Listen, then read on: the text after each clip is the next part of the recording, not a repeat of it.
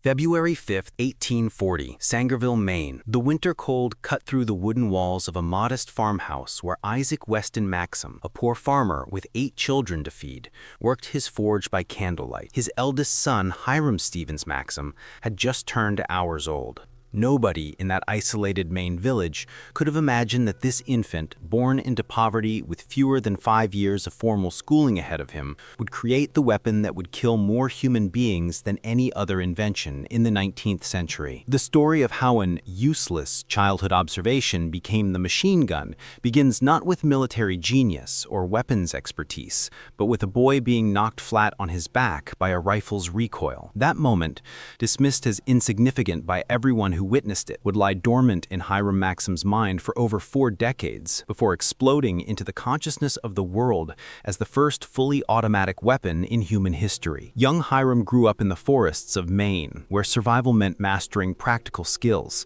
His father, Isaac, was a locally notable mechanic, despite his poverty, a man who could fix anything with his hands and improvise solutions where others saw only problems. This genetic gift for mechanical understanding would prove to be Hiram's true inheritance, worth more than any fortune his family could never provide. At age 14, formal education ended. Hiram was apprenticed to a carriage maker, learning the trade that was supposed to define his life.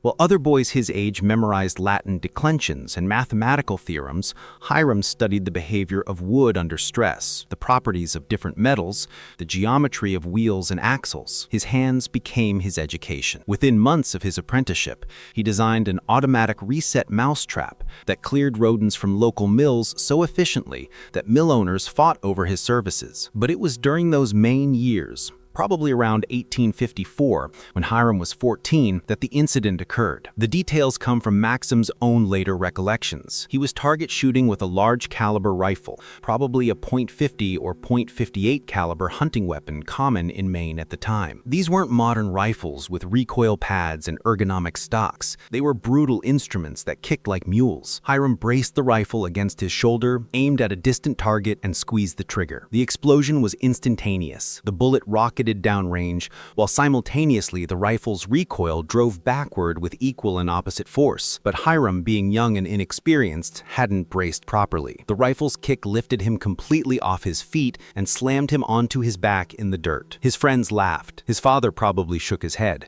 It was the kind of embarrassing moment teenage boys never forget. But Hiram's mind worked differently than other people's. Lying there in the Maine dirt, shoulder aching, ears ringing, he didn't just feel humiliation. He felt the raw physics of the moment. All that energy, that incredible force, being wasted, thrown away backward while the bullet flew forward. The rifle had used that explosive power once to fire a single bullet, then dumped all the remaining energy uselessly into his shoulder in the ground. What if that wasted energy could be captured? What if instead of knocking the shooter backward, that recoil could be harnessed to do work, to eject the spent cartridge, chamber a new one, cock the hammer, and fire again, all automatically? The idea was planted, but Hiram Maxim was 14 years old, with no money, no education beyond basic literacy, and no resources to pursue theoretical mechanics. The observation went dormant, filed away in the remarkable mechanical mind that would spend the next 30 decades building a reputation in entirely different fields. By 1878, 38-year-old Hiram Stevens Maxim had traveled far from the dirt roads of Sangerville, Maine. He was chief engineer of the United States Electric Lighting Company, one of the most prestigious positions in America's exploding electrical industry. He held multiple patents on electrical regulators, incandescent lamp filaments, and power generation systems. He was Thomas Edison's primary rival in the race to light America's cities with electricity. Maxim's electrical inventions were brilliant. His carbon filament production method produced bulbs that rivaled Edison's. His automatic voltage regulator solved problems that had stumped other engineers for years. He installed complete electrical lighting systems in buildings across New York and beyond. The financial rewards were substantial. The recognition was growing. By any reasonable measure, Hiram Maxim had achieved the American dream, rising from poverty to prominence through sheer inventive genius. In August 1881, Maxim sailed for Europe to represent the United States Electrical Lighting Company at the International Electrical Exhibition in Paris, the first major showcase of electrical technology in world history. The Palais des Industries on the Champs-Élysées blazed with nearly 2,500 electric light bulbs, a spectacle that drew gasps from visitors accustomed to gas lamps and candles. Emerson Edison exhibited his lighting systems in one section. In another, Maxim demonstrated his electrical pressure regulator and lamp designs. The French government, impressed by both Americans' achievements, awarded Maxim and Edison the Legion of Honor. The official journal of the exhibition devoted a full issue to Maxim's electrical accomplishments. European newspapers hailed him as one of America's most brilliant inventors. At age 41, Maxim stood at the pinnacle of his profession, wealthy, honored, respected. Then came the conversation that changed everything. The encounter has been documented in multiple sources, though the exact individual who spoke the fateful words remains unidentified in historical records. Maxim himself recounted the story in numerous interviews, consistently placing it at the Paris exhibition in 1881. The speaker was an American, probably a businessman or fellow engineer, someone familiar with European markets and politics. "Hang your chemistry and electricity," the man told Maxim bluntly. "If you want to make a pile of money, invent something that will enable these Europeans to cut each other's throats with greater facility." The comment was cynical, mercenary, and brutally accurate. Europe in 1881 was an armed camp. Germany, unified just 10 years earlier under Prussian military dominance, was rapidly industrializing and expanding its army. France, humiliated in the Franco-Prussian War of 1870-71, was rebuilding its military with a thirst for revenge. Britain maintained its empire through superior firepower. Russia, Austria-Hungary, Italy, every European power was modernizing its military and eyeing its neighbors with barely concealed hostility. The arms market was enormous and growing. Any inventor who could give a military advantage to European powers could name his price. The comment wasn't a moral judgment, it was a business observation. Maxim later claimed he was initially repulsed by the suggestion. His autobiography emphasized his electrical achievements and downplayed the mercenary motivation. But whatever his initial reaction, the seed was planted. Within months, his mind returned to that long-ago moment in Maine when a rifle's recoil had knocked him flat. In 1881, the dominant rapid-fire weapons were all manually operated. The Gatling gun, invented by Richard Jordan Gatling in 1861 and used effectively in the American Civil War, required a gunner to turn a crank that rotated multiple barrels through a firing sequence. It could fire 200 rounds per minute, devastating firepower for its time. Similar hand-cranked weapons like the Gardner gun and the Nordenfeld gun had been adopted by various militaries, but all these weapons shared a fatal flaw. They required human power to operate. A soldier had to physically crank the mechanism for every shot. This meant that rate of fire was limited by human endurance. It meant the weapons were mechanically complex with multiple barrels and intricate timing mechanisms. It meant they were heavy, prone to jamming, and required crews of several men to operate effectively. What if a gun could power itself? What if the explosive force that fired the bullet could also cycle the action, making the weapon fully automatic with no human input beyond holding the trigger? This was the question that Hiram Maxim, 41 years old, wealthy, and bored with electrical engineering, decided to answer.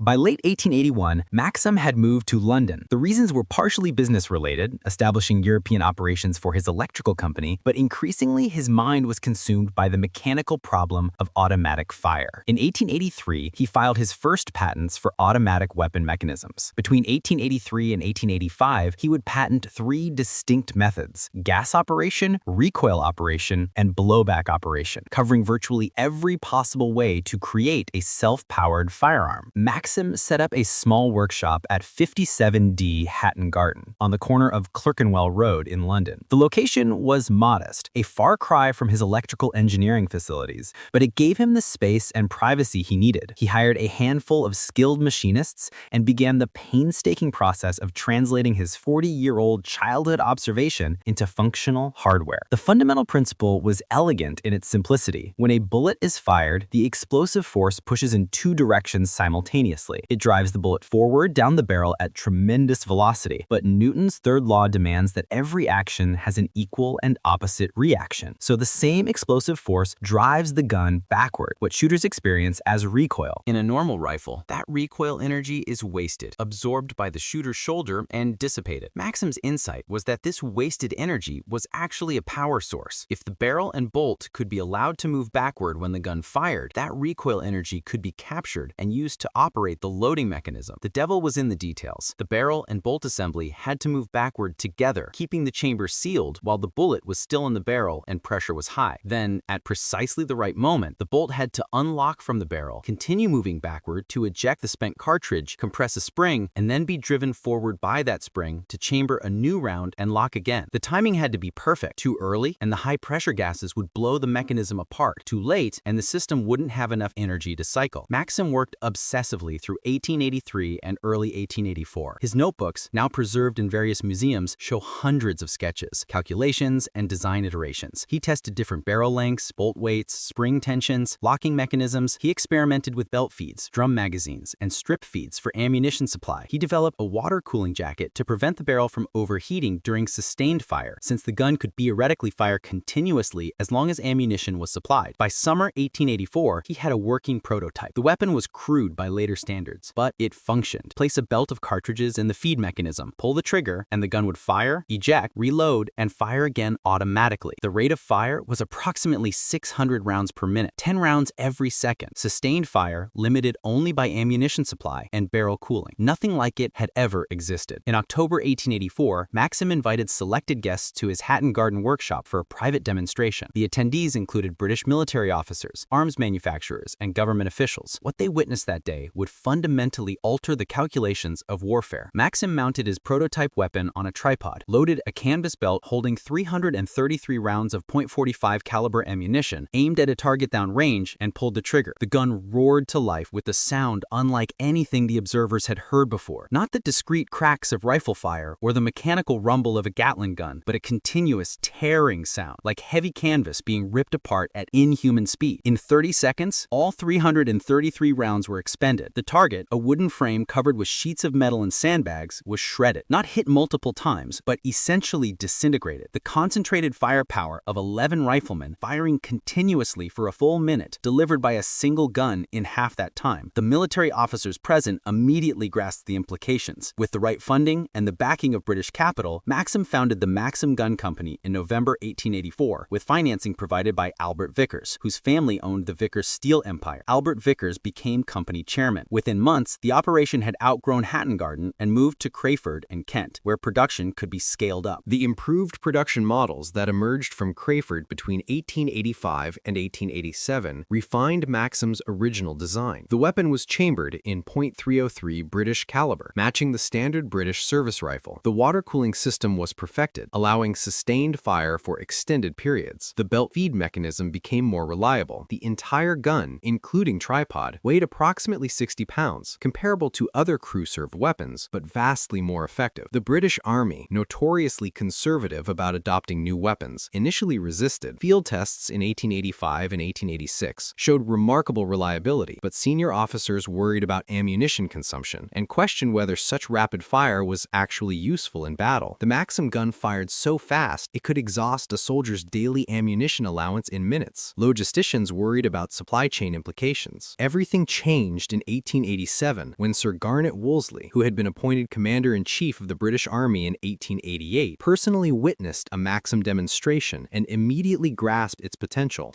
Under Wolseley's advocacy, the British Army officially adopted the Maxim gun in 1889. The first true test of the Maxim gun's effectiveness came in colonial warfare in Africa, where technological disparity between European armies and indigenous forces was already extreme, but nothing prepared the British for just how extreme that disparity could become. October 25, 1893, the Shangani River, in what is now Zimbabwe, a column of the British South Africa Company's forces, approximately 700 men, including European troopers and African auxiliaries, had established a wagon laager at a place called Boncourt. The column was armed with Martini Henry rifles and 5 Maxim guns. They were facing approximately 3,500 Matabele warriors of King Lobengula's army, some of the most formidable fighters in southern Africa. The Matabele, unlike other African forces the British had encountered, possessed some modern rifles. They were tactically sophisticated, having absorbed military techniques from decades of warfare. Their warriors were brave, disciplined, and contemptuous of death. Previous engagements had shown them capable of pressing attacks even under heavy rifle fire. The Matabele regiments charged. They came in traditional formation, waves of warriors moving with practiced discipline, intending to close with the enemy and overwhelm them in brutal hand-to-hand combat where superior numbers and ferocity would decide the battle. The Maxim guns opened fire. The sound was apocalyptic, each gun firing 600 rounds per minute, 5 guns producing a combined rate of fire of 3,000 rounds per minute. The mathematical reality was simple and horrifying. 50 bullets every second created creating an impenetrable wall of lead. The Matabele warriors ran directly into this wall. Men in the front ranks were cut down instantly, multiple bullets striking them before they could fall. Those behind them stumbled over the bodies and were shot down. The Maxim guns didn't fire in bursts or pause to aim. They simply hosed the battlefield with continuous fire, the water-cooled barrels preventing any interruption. Warriors who tried to flank the position found Maxims traversing to meet them, the belt-fed ammunition allowing the guns to fire continuously while being redirected. The rifles fired from the wagon logger contributed to the carnage, but it was the machine guns that turned the battlefield into an abattoir. The battle lasted approximately 1 hour. When the smoke cleared and the Maxims finally fell silent, approximately 1,500 Matabele warriors lay dead or dying. Some estimates place the number closer to 1,600. The British casualties were 4 men dead and a handful wounded. 1,500 dead versus 4 dead. The disparity wasn't warfare, it was mechanized slaughter. 1 week later, at the Battle of Bembizi on November 1, 1893, the scenario repeated with even more devastating efficiency. Approximately 6,000 Matabele warriors attacked a British column, defended by Maxim guns. When the day ended, approximately 2,500 more warriors were dead. British casualties were minimal. The First Matabele War ended in total British victory. King Lubengula fled north and died in early 1894. The Matabele kingdom ceased to exist as an independent political entity. The decisive factor wasn't British courage, tactical brilliance, or even overall numerical superiority. It was the Maxim gun. The Mahdists attacked in massive waves, showing tremendous courage. The Maxim guns, positioned in interlocking fields of fire, opened up at ranges exceeding 2,000 yards. For hours, the guns fired almost continuously, chewing through tens of thousands of rounds of ammunition. British soldiers later reported that the barrels glowed red hot. Despite the water cooling, the noise was so intense that men near the guns suffered temporary deafness. The Mahdist casualties were approximately 10,000 killed and 10,000 wounded. Anglo-Egyptian casualties were 48 dead and 434 wounded. Among the British cavalry participating in the battle was a young officer named Winston Churchill, who would later write extensively about the technological massacre he witnessed. Rudyard Kipling, observing the imperial expansion enabled by the Maxim gun, wrote what would become the weapon's epitaph. Quote, "Whatever happens, we have got the Maxim gun, and they have not." End quote. While his inventions slaughtered thousands in colonial wars, Hiram Maxim continued his work in London, became increasingly prominent in British society. He married twice, first to an American woman named Jane Budden in 1867, then, after that marriage's dissolution, to Sarah Haynes, his longtime secretary. He fathered children, including Hiram Percy Maxim, who would himself become a notable inventor, creating the firearm suppressor. Maxim diversified his inventions beyond weapons. He developed a bronchitis and asthma inhaler, achieving some medical success. He experimented with heavier-than-air flight, building a massive steam-powered aircraft in 1894 that briefly lifted off before crashing, making him arguably one of the early aviation pioneers, though his work in this field was soon eclipsed by the Wright brothers. But it was the gun that made him wealthy and famous. The Maxim Gun Company merged with Vickers in 1896, becoming Vickers, Sons, and Maxim. Maxim served as a director and consultant, earning royalties on every weapon sold. The financial rewards were substantial. By the late 1990s, Maxim was genuinely wealthy, living in a large home called Sandhurst Lodge on High Road in Streatham, London. In 1899, Maxim became a naturalized British citizen. He had spent 18 years in Britain, made his fortune there, and had no intention of returning to America. When Queen Victoria died on January 22, 1901, before she could personally bestow a knighthood she had approved, her successor, King Edward VII, completed the honor on February 9, 1901, at Marlborough House. Hiram Stevens Maxim, the poor boy from Sangerville, Maine, became Sir Hiram Maxim, Knight of the British Empire. The citation praised his contributions to British industrial and military supremacy. It made no mention of the estimated tens of thousands of people who had already died from his invention. In the polite drawing rooms of London society, such matters were not discussed. By 1914, when the Great War erupted across Europe, the Maxim gun and its derivatives had become standard equipment in every major army. The Germans fielded the MG-08, a water-cooled Maxim derivative mounted on a heavy sled. The British used the Vickers machine gun, a refined version of Maxim's original design. The Russians deployed the PM M1910. The French used the Hotchkiss, not a Maxim design, but inspired by similar principles. What none of the generals and military planners fully understood was what would happen when both sides possessed machine guns in roughly equal numbers. Colonial warfare had shown the Maxim's effectiveness against enemies who lacked similar firepower. But what would occur when machine gun faced machine gun, when attacking troops had to cross open ground under fire from defenders armed with automatic weapons? The answer came in August 1914, when German and French armies collided in northeastern France. Attacks that would have succeeded in previous wars, where massed infantry could close with defenders before suffering crippling casualties, now failed bloodily. Machine guns positioned in defensive positions could sweep entire fields of fire, creating kill zones that infantry could not cross. By late 1914, the Western Front had solidified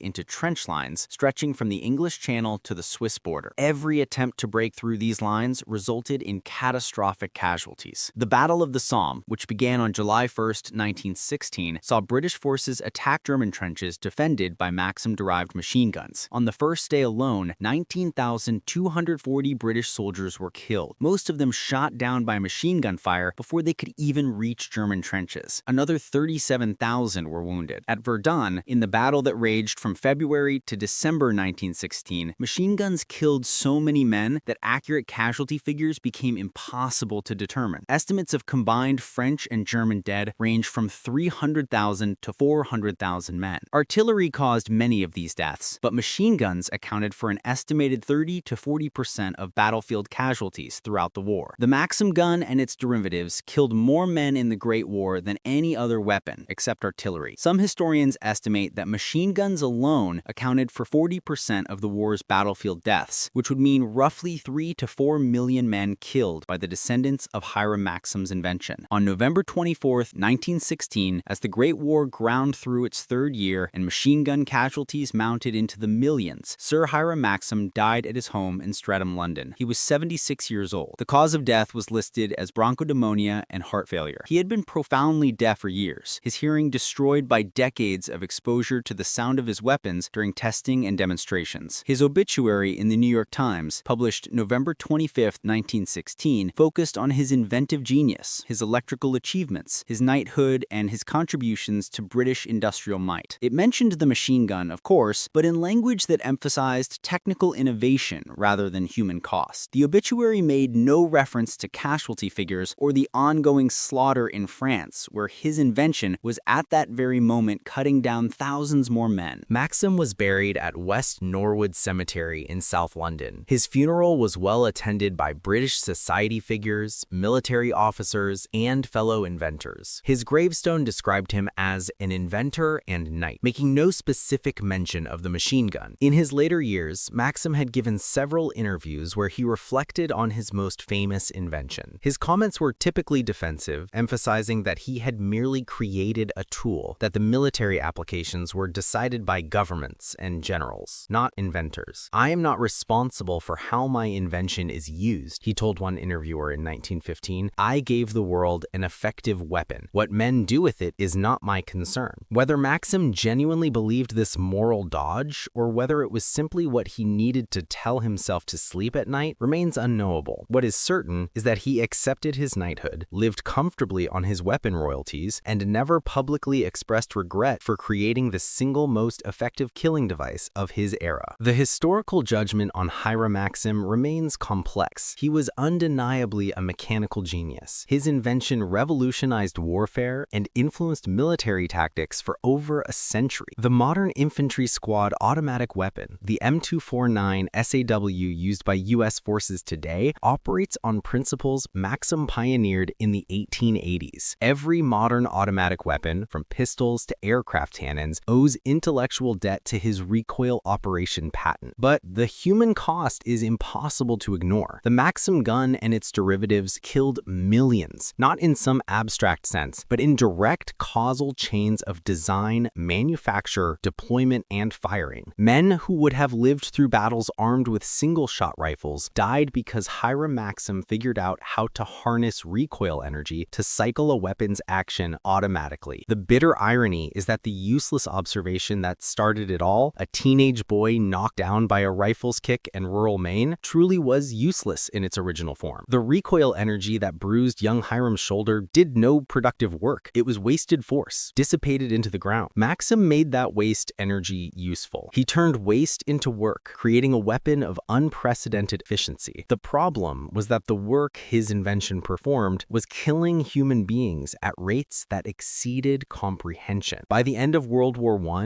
in 1918, 2 years after Maxim's death, military analysts estimated that his machine gun and its direct derivatives had accounted for approximately 8 to 10 million casualties, including both deaths and serious wounds. World War II would add tens of millions more to that total. The Maxim design proved so effective that versions of it remained in service through the 1950s and 60s, and some derivatives are still used in certain armies today. Modern estimates suggest that weapons directly based on or inspired by Maxim's recoil operation principle have caused somewhere between 50 and 100 million casualties since 1884. The number is necessarily imprecise given the difficulty of distinguishing between different weapon systems and the chaos of battlefield record-keeping, but the order of magnitude is clear. Hiram Maxim's childhood observation about wasted recoil energy became pound for pound and patent for patent one of the most consequential insights in the history of human violence. The machine gun didn't cause World War I. Political tensions, imperial ambitions, entangled alliances, and nationalist fervor caused the war. But the machine gun shaped how that war was fought, transformed it from a war of movement into a static horror of trenches and barbed wire, and multiplied its killing efficiency to levels that shocked even the generals who had ordered the attacks. In 1915, 1 year before Maxim's death, a German officer captured by British forces was interrogated about his experiences on the Western Front. Asked about the effectiveness of machine guns, he responded with a comment that British intelligence found so significant they included it in briefing documents for senior commanders. The machine gun, the German officer said, is the most effective infantry weapon ever created. It dominates the battlefield absolutely. An attack against properly positioned machine guns without overwhelming artillery preparation or surprise is not war, it is murder. The officer was correct, and the murder weapon he described began with a boy in Maine getting knocked down by a rifle's recoil. Hiram Stevens Maxim was born into poverty, received less than 5 years of formal schooling, and apprenticed to a carriage maker. He might have spent his entire life in obscurity, fixing wagon wheels and repairing farm equipment. Instead, he noticed something everyone else ignored, remembered it for 4 decades, and turned that observation into a machine that redefined human conflict. He died wealthy, honored, and knighted by the British Crown. His name appears in engineering textbooks and weapons catalogs. His patents influenced firearms design for over a century. By every measure of worldly success, Hiram Maxim won. But every time a machine gun fires, whether in war, in terrorism, in crime, or even in training, it performs a task that Hiram Maxim invented, converting wasted recoil energy into the work of killing. That is his true legacy. Not the knighthood, not the wealth, not the patents or the tributes, the bodies, millions of them, stretching from the Shangani River in 1893 to every conflict zone on Earth today. The rifle's kick that knocked young Hiram Maxim flat on his back in Maine wasn't useless after all. It just needed someone clever enough to find a use for it. Hiram Maxim was that clever. Whether the world is better or worse for his cleverness remains one of the most troubling questions of modern technological history. The observation was simple. Energy is being wasted. The solution was elegant. Capture and redirect that energy. The result was catastrophic. Millions dead. That is the story of how a doctor's observation of a rifle's kick invented the machine gun. Except Hiram Maxim wasn't a doctor. That was the error in your original request. He was an engineer, an inventor, a mechanical genius who transformed a childhood's humiliation into an instrument of industrial slaughter. The truth is somehow worse than the myth. He wasn't even trying to help people. He was just clever enough to notice wasted energy and mercenary enough to turn it into profit. Whatever happens, we had the Maxim gun, and millions died because of it.